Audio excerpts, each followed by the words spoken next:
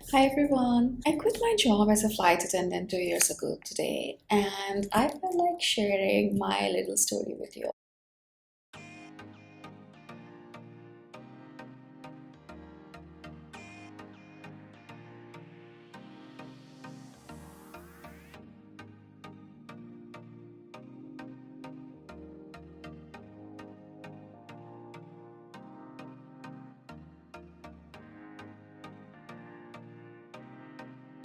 So today I'm gonna share with you a little about my story as a flight attendant. How did I become a flight attendant?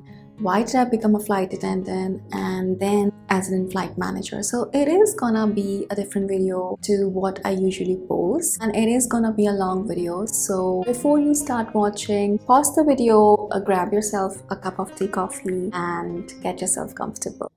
So how did it all start?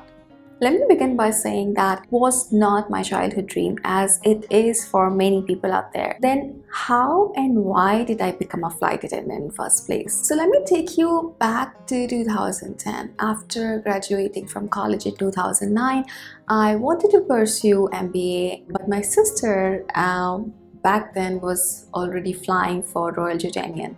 So my sister and my father suggested that I should try for aviation because they felt that I would excel in that profession. So at that time, I didn't have much of my own mind back then, as in like I was not very sure. So I was like, why not give it a try? I had nothing to lose at that time. So I joined a domestic carrier in India in 2011 and flew for a year. And then in 2012, I gave my interview for Qatar Airways, got through it, and joined Qatar Airways in 2012. And my life changed forever. So when I did not want to become a flight attendant, how did I get stuck for so long? Well, what does aviation does to your brain? It gets you hooked to a certain kind of lifestyle, and the same thing happened with me. I started enjoying flying to different destinations, shopping in different cities across the globe. So you know what they say about flying: breakfast in Paris, dinner in Doha, and lunch in Chicago. You get to stay in one of the best hotels. You earn in six figures. You meet the most amazing people. You get to experience different cultures very closely, and you get to fly with different nationalities, and you also make many friends from different countries. So it was an experience in itself which I wouldn't have been able to have had in any other profession. So all of it seems like, living my best life kind of scenario, but it isn't like that all the time. It is considered one of the most glamorous jobs out there, but I would say it's one of the toughest jobs out there. It isn't like your a 9 to 5 job or any other job where you work in a night shift and you go to work at the same time every day. It isn't like that. Your duty timings are always changing on a day-to-day basis. One day you wake up at 4 in the morning getting ready to go to Houston, and the other time you're getting ready at 9 p.m. at night or 1 a.m. in the morning and getting ready to go to Shanghai. So you don't have a fixed time of work. You are constantly flying across different time zones, crossing many time zones sometimes in one particular long haul flight. You might also fly to extreme opposite weather conditions. Say from 43 degrees in Doha, you end up being in Stockholm's in -10 degrees. And say one day you are in Houston and then 4 days later you are in Shanghai. Totally different time zones, totally different climates. So your sleep and your body clock is quite messed up. So you don't get to choose the time of your sleep. Every day you need to change the timing of your sleep. You don't have a control over your sleep time. You don't have a control over your eating time and your rest time.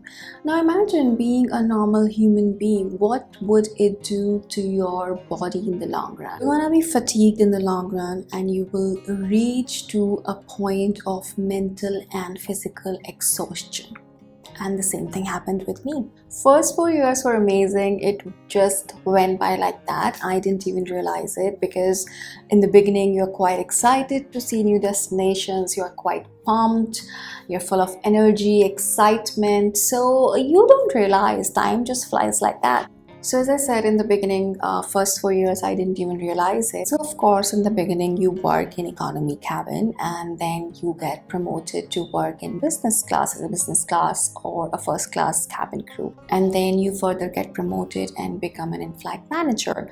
So you lead a set of crew for every flight. So your role, your responsibility, your experience, it all changes as well. So within 2 years of getting promoted to a business class crew, I had reached to a point of mental and physical exhaustion. It was not making me happier anymore because my body was not able to take this level of abuse that I was putting my body through day in and day out. I started having health issues, which is not a norm for anyone in their 20s living a normal lifestyle, because your body can no longer sustain this way of living.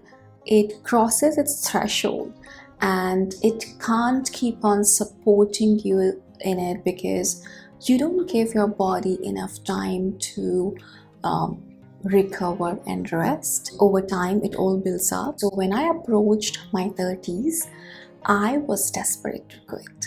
I wasn't willing to lead such an unhealthy lifestyle for the rest of my life. And there is now scientific evidence and scientific research talking about the disruption of circadian rhythm and our biological clock in the long run can lead to all kinds of diseases, which deserves another video altogether. So yeah, I still accepted the promotion that came along and became an in-flight manager. I got to experience a different role as a lead crew member, leading a set of 10-12 crew members and just coaching and guiding them. It was a great learning experience and something that I would cherish, but it didn't make any difference to my overall well-being. It didn't make any difference to my physical and mental well-being. I was very much unhappy because my body was not supporting it. Basically, my role kept changing.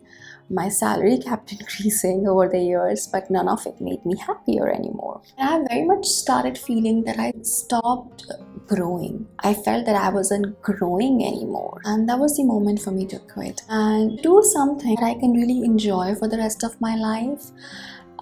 Something that excites me every day, something that I truly feel passionate about, and something that don't require me to sacrifice my health and well-being. And I'm glad that I was able to find my true passion in the field of health and nutrition. It is something that excites me every day. It is something that I feel very passionate about. And as they say, everything has a time and place in life. And if something doesn't serve you any longer, it is time for you to move on to better things in life. And this I say from my own experience. This is my journey. Your experience, your journey might be very different than mine, which is okay because everybody is different. I am and I will always be grateful for this opportunity that I have had, because of which I was and I am able to live a very independent life because of the financial freedom it brought me. And for that, I'll always be grateful. So if you are someone who really wants to become a flight attendant, and if it's your childhood dream, well, go for it. And experience it by yourself and learn from your own experience and figure it out if this is something that you would like to continue doing for the rest of your life. Because I truly believe that one learns the best from their own experience. And as they say, whatever you want to achieve in life is on the other side of fear. I feel I liberated myself the day I resigned because I was on the other side of fear. I wasn't scared. I wasn't having any kind of fear within me because I had believe in my own capabilities, so I wasn't scared to resign or anything like that. So yeah, it didn't really bother me. It's been 2 years ever since I quit my job as a flight attendant, and I have been happier, healthier, and living a more meaningful and stable life, and more importantly, doing what I love to do. That was my story as a flight attendant. I hope you liked it, and do share with me how did you find my story as a flight attendant. And if you are a flight attendant, I would like to know if you're able to relate to any of what I said. Let me know in the comments below, and I'll see you soon. Bye.